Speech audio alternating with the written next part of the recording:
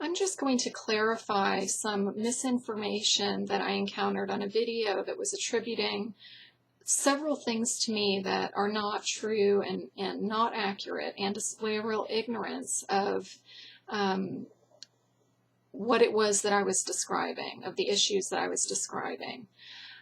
First of all, having dissociative features does not de facto mean dissociative identity disorder. I will link below a, what is it called? The scale of dissociative experiences. And you can see from that that dissociative experiences occur on a wide spectrum, all the way from healthy to unhealthy. And what I describe and what I've discussed at other videos is more depersonalization and derealization, where I feel detached and robotic. So I think it has to be acknowledged that that there is a wide range of experiences, and that having a few of them doesn't mean dissociative identity disorder. And second of all, there is no such thing as dissociative personality disorder. DID is not a personality disorder.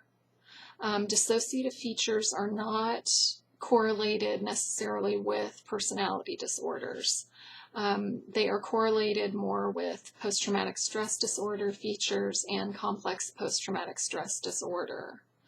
And I also talked about, so I just want to emphasize that, you know, if you're going to discuss mental health issues, it would really behoove you to look up the terms that you're using, and not just make sure you're using the right terminology, but to make sure that you understand how other illnesses are classed and defined, so that you're not confusing things.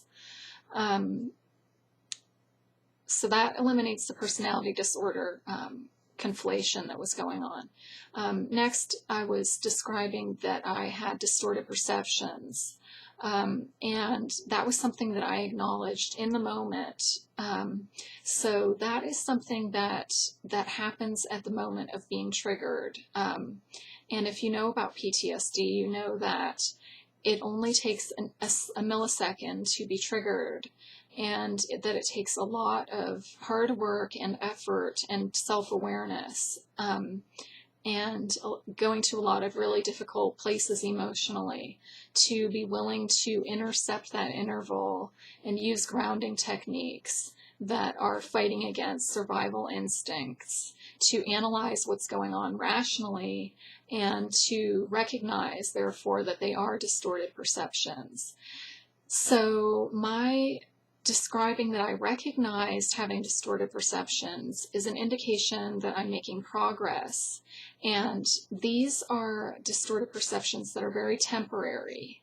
And that is why they are part of the PTSD, and they are not delusional disorder distortions or psychotic disorder distortions, which are more elaborate and have a lot more what's called loose associations, which is another term you might want to look up before you start attributing to people things that they aren't describing, that are more enduring and elaborate and kind of embedded in how a person's overall philosophy is. That's not what I'm dealing with. So my philosophies are not tainted by a delusional disorder or a psychotic disorder.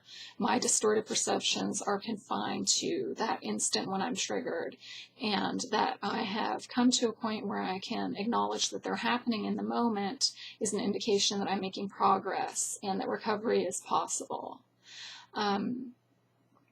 So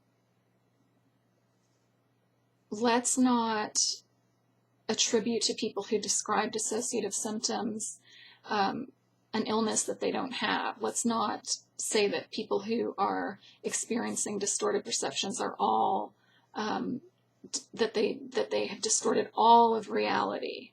That is a very ignorant and clunky way of approaching what are very complex issues that people have to deal with in real life and are very complicated and take a lot of time to analyze and to confront, and takes a lot of hard work and humility and going to difficult places and facing things that are very frightening, that are kind of, that my survival instinct is fighting against, dealing with. To approach that with this clunky kind of, oh, well, then all of your reality must be distorted is really not helpful. And that's all I'm going to say for now.